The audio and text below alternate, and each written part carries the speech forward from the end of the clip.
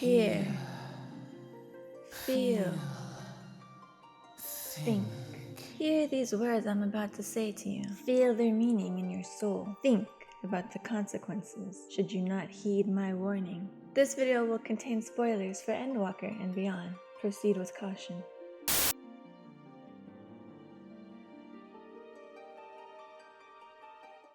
And if you're ready to continue about the story, let's keep going. As with everything else, there are a lot of criticisms about the story. Of course, it's not going to be as hype as Endwalker. Endwalker, like I said at the beginning, it was the culmination of a 10-year story. There's so much build up to it, so much that led up to it. And I believe Yoshi P even warned us about that it won't be as thrilling. I don't remember the words he said, but basically don't expect Endwalker again, but like wait for it. Wait till the end. So for me personally, I really enjoyed the story. I enjoyed a lot of things about the story. It was kind of like a mini arc in between this one and our new one. But I feel like it was more than that. It was a pretty big epilogue for Endwalker. It was wrapping up a lot of things while also hinting at the possibility and potential for different new beginnings. Not only the MSQ, but a lot of the stories throughout, I feel like all followed the same purpose of wrapping things up and starting anew. The raid stories, the side stories that I previously mentioned, the tribal quests, I feel like they all had pretty similar themes throughout, all potentially with the hopes to get ready for Dawntrail.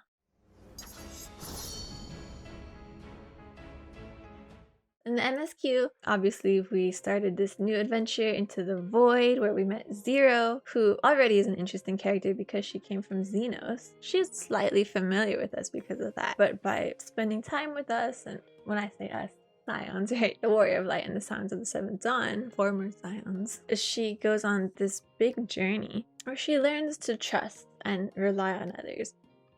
Being a Void Scent, she's used to having a very give and take relationship. She doesn't want to owe anyone anything. But while traveling with us, going to the source, she's able to kind of tap back into her humanity and remember what it's like to have comrades and allies. Help others just because you want to, not because you owe them. She's able to witness all the work that we've done, basically leading up to this moment. How we've been able to help other people from multiple worlds and how we have affected them and changed their lives. And now they want the best for us, just wanting the best for each other.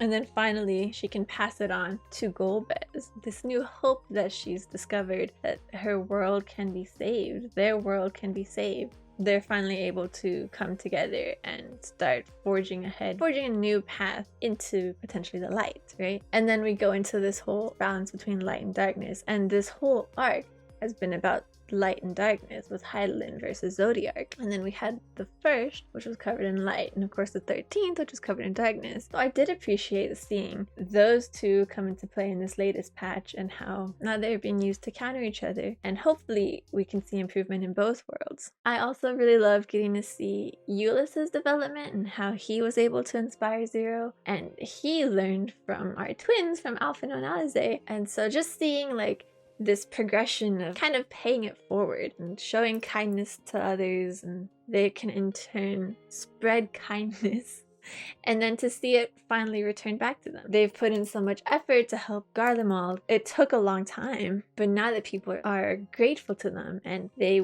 are looking out for them, they want them to relax. Like I was kind of in that moment, I was like, oh no, what's happening? Like I was totally expecting some shenanigans or someone to be upset or something. But it was a very sweet and touching moment. Their hard work had paid off. And the whole story with Golbez and his redemption arc, everybody really forgiving him for causing the darkness to spread in the void and taking Ajdaya and doing all these horrible things, that he could be redeemed and forgiven. I think that is a common theme that we've seen throughout many of the stories in the game. So sure, some of these messages are probably a little cheesy or a little idealistic, but for me, sometimes it's just nice to hear them again and see it all play out. I kind of found it to be a pleasant reminder of what our characters are striving for and how I, as a person, can work towards that same goal. Honestly, by the end of it, I did kind of feel like Zero was representative of players like myself who do prefer that more solo gameplay style. Like I did mention before, I do like this shift that they've done to a more solo-friendly, casual-friendly format, but I do think they want you to play it as an MMO, right? That's what the game is. And so seeing Zero go on this journey, learning how to trust others and to rely on friends, finding friends who you can share a common goal with and who believe in you and you believe in them in return. Don't believe in yourself. Huh? Believe in me. Believe in the Kamina who believes in you. It kind of spoke to me. I felt like the game was encouraging me to try more content with other players instead of just doing duty support over and over again like I tend to do sometimes. Of course, I did always intend to play other content with more players. I would like to get into raiding and things like that. But it just kind of felt like the game was telling me, like, you'll be okay. You can do it. So, I don't know. I thought it was pretty nice. I'm not sure if that was their intention, but maybe there are other players who felt the same way. So I do think if that is the case, it is pretty nice to get players into the game, getting comfortable playing by themselves. Then after having practiced in duty support or with this more solo friendly content, then once they're ready to take it up a notch, the game says, hey, it's okay. You just need to find the right people. And even if you have bad experiences, if you join a bad static or a bad group or whatever, you can just try again. You just need to find the people who will help strengthen you. You know, like build the relationship that these characters have in the game. That was just something that I got out of it. Of course, we saw Golbez get his redemption arc, but in the raid series Pandæmonium, I feel like it was kind of a redemption for both La Habrea and Elidibus. It was definitely a better ending compared to where we left them in MSQ. As the remaining two unsundered Asians, besides Emmett Selk, we didn't get to explore their motives and backgrounds as much in the MSQ. So I was very happy to get to know more about them through this raid series. Getting to know who they were before, what they looked like, more of their personalities, their interactions with others. It was just so great, and I got attached again a little too easily. La Habrea was definitely more of a badass here than when we saw him in Heaven's Ward or A Realm Reborn. So it did kind of make me feel a little bad that his fate ended up being what it was. If I remember correctly, I think we can assume that he ended up being corrupted by the heart of Sabik, but then it also left me with more questions about this heart of Sabik. And I hope that we can see that come into play again, especially with the connection to like Ultima, the High Seraph. I remember seeing all these theories at the end of Pandæmonium that I would be really curious to see if they did implement moving forward. Poor Eric. He became a pretty tragic character, but now I'll look at Claudian a little more fondly. Of course, Athena was a crazy bee. We see a lot of parental relationships throughout the whole story. From Thancred being like a father figure to Reen, as well as Gaius with his children, and then Hydaelyn being like the mother to everybody. And a lot of it you see pretty good relationships, but Athena was a very prime example of a bad relationship. But it allowed La Habrea to have a better relationship with his son. I never thought I would want to see La Habrea as a father figure, but it was a nice change to him. It was a nice side to him. For Elidibus, after the way his story finished in Shadowbringers, I was left with some regret that we couldn't do more for him. So I was really happy to see him here as well, and that he got a much better ending, whereas before he kind of died alone, now he was finally able to join his cherished ones, his brothers and sisters, in the live stream. I'm not sure if they will really be reborn again or not, but just knowing that they're at peace and they're with the ones they love, like their whole mission was to bring back their brethren, and now they can all finally be together. Plus, we got that voice scene in our raid. Oh my god, that was so great. If they ever want to go back and voice more, you will not hear complaints from me. It was very satisfying, and I'm happy they did it because like they brought him back to speak in the raid. So a lot of these people have voices in the raids anyway. Another character that we got voiced again was Gaia. That was pretty fun too. I would like to see more of her as well, just saying. Pandæmonium to me was a nice way to wrap up the story of the ancients, or at least the Asians. So then moving on to Myths of the Realm with E12, I feel like they kind of embodied like unconditional love. They kind of fulfilled the love that Hydaelyn had for the star, or Vana'a had for the star. And everything they did, I was really touched by it because they were just so caring towards us. As soon as they would refer to us as their children, I think I kind of subconsciously was like, okay, you can be my new mom.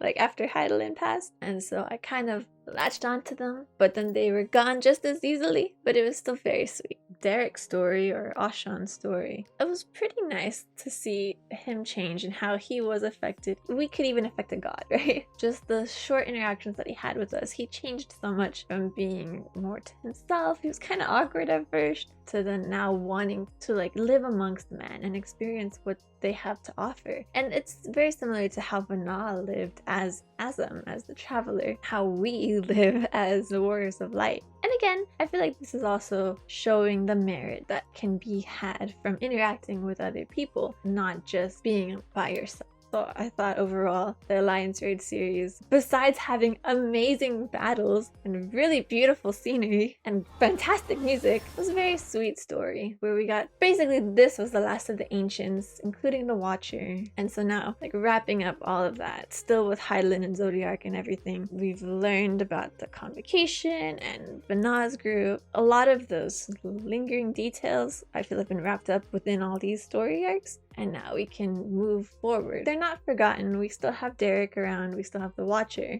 But now we will move on to something new. Halone's warning does intrigue me. I wonder if we will see some kind of crazy religious group later about some different religion. I'm not sure.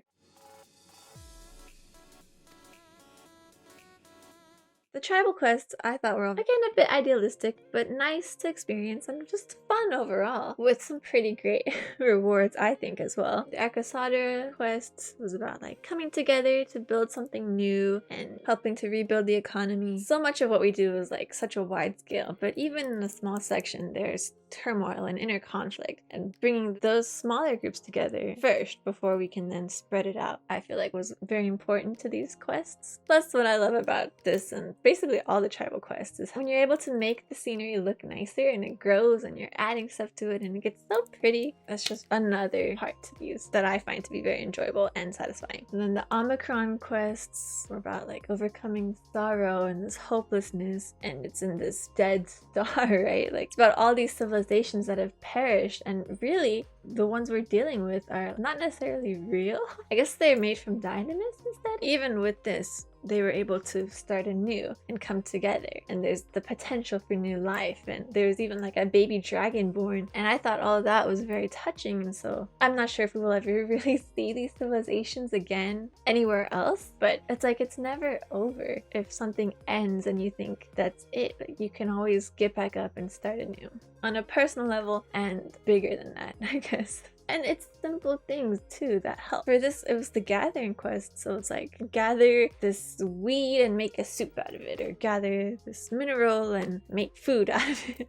Like food is very healing, right? And just giving offerings to people and showing them something better can really change them. There's just a lot of nice messages in it that were very hopeful and inspiring, especially after having seen them in like the dead ends, after having seen how all these civilizations perished, to then see them move forward, or even how the Omicrons ended the Dragon's Star. But now these iterations of them can try to strive for something new together. Like I said, idealistic, but still nice. The story with the Lawbirds was so sweet, it was so touching, and that was probably more personal. Having to deal with finding your purpose again, and even if it falls through, you can always make a new dream or a new goal. Our little miscolored guy just wanted to help with theirs. He wanted to be of service, but he felt like he was no longer able to do what he was created to do. For them to use their new skills and work together to create something new in a way to help with theirs, and to bring like this happiness to this character who seems so depressed and sad. It was very sweet.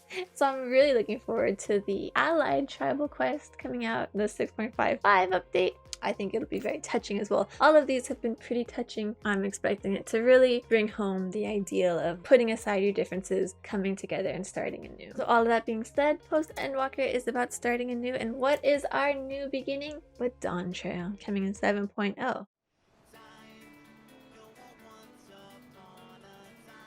A few things that I am pretty eager about for Dawntrail. I'm really looking forward to this summer vacation that we're supposed to have, especially if it means beach outfits for all of our scions. And us too. I mean, like, we've already gotten a lot of beach clothes from Island Sanctuary if you've done it, but to see like everybody in like vacation mode for at least a little bit, I think will be very fun. After everything that they've gone through in Endwalker and the Void and stuff, everyone is kept so busy, really. It would be nice to see them relax. Maybe we can even get an update on Urianche's swimming ability. It's been a while since we've heard about that. All that being said, I am totally expecting it to only be fun in games until maybe like level 92, 93, and then I'm pretty sure shit's gonna hit the fan and things are gonna take a crazy turn. Everything's gonna go wrong. Probably not as dire circumstances as Endwalker, you know, like world ending, but I think there's gonna be some pretty crazy, maybe even pretty nasty stuff happening in Tiliola or the New World. Like, what if these giant people are eating the mini people? No, I don't know. This two-headed king Mamulja, I feel like he could be up to some nasty stuff. It's a bright, shining city. We're looking for this golden city, but I think there's going to be like this dark underbelly to it. That's just my assumption. Either way, I'm eager to see whatever they come up with. I'm also excited to see new story arcs, not only for us as the main characters, but for the other characters as well. I feel like most of our Scions have pretty much wrapped up their stories from before. At least like, their main problems are not really their problems anymore. And while I'm sure they will still be influenced by things that have happened to them in the past, I think it's time for all of them to focus on new goals, or even to still learn more about some of them. It also seems that two of the characters we will get to learn more about are Kryl and Erenville. I'm really eager to see what roles they will play in Dawntrail. I have seen people theorizing that the next new job will be Green Mage because of this little clover chime that was revealed, and that Kryl may potentially become our resident Green Mage. I think that would be so cool, and I would love to see that happen for her. For a while now, she has been a little distressed that she can't do more. She wants to be able to help out the rest of the Scions, and I think this is exactly how she'd be able to do that. It's already been revealed that she will play a more prominent role in Dawntrail, so I think this would be an awesome way for that to happen. It does make me a little concerned about her fate, but I'm just gonna hope she'll be okay by the end of it. I don't want her to like get greedy and then it to go wrong, you know? We have to keep our Lalas safe. So then I wonder, would Erenville be the next new job? Like, he's a gleaner. He has to deal with dangerous situations all the time. I wonder if there's a job for that. Not that a gleaner is a job, but if he will have something too? Or will it be this person who got off the boat with him? Were they a green mage? Or were they the DPS job? I don't know. They're very mysterious. I'm very curious about that. I was thinking, like, can you imagine how cool it would have been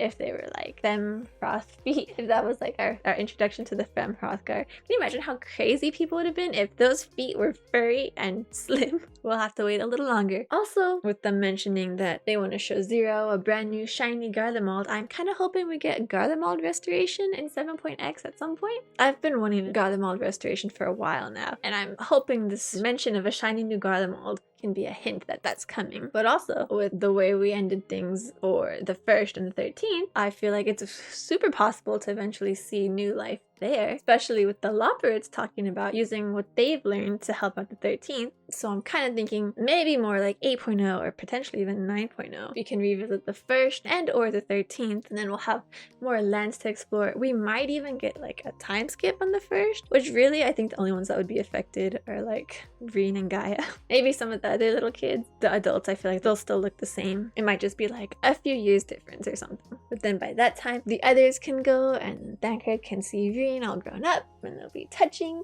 and then Ishtola can reunite with Runar. Urianche can go visit the Pixies. It'll all be very sweet. All that being said, I'm not saying the game is entirely perfect and without flaws. There are a myriad of improvements that could be implemented in the game, and it does sound like they're trying to. This talk of like using a cloud server and experimenting with that, I think, should it work, will offer a lot more opportunities. And so I think this game is ever evolving, and I just have faith that the devs will continue to listen to feedback and try to implement as much as they can to satisfy all kinds of players. And me personally, I'll be eager to try whatever they put out. All in all, despite all the criticism that's out there, I have greatly enjoyed the Post-Endwalker patches of Final Fantasy XIV. I thought there was a lot to do, and I enjoyed everything that I've done so far, and I still have plenty more to explore. Let me know what you guys thought of the 6.x patches.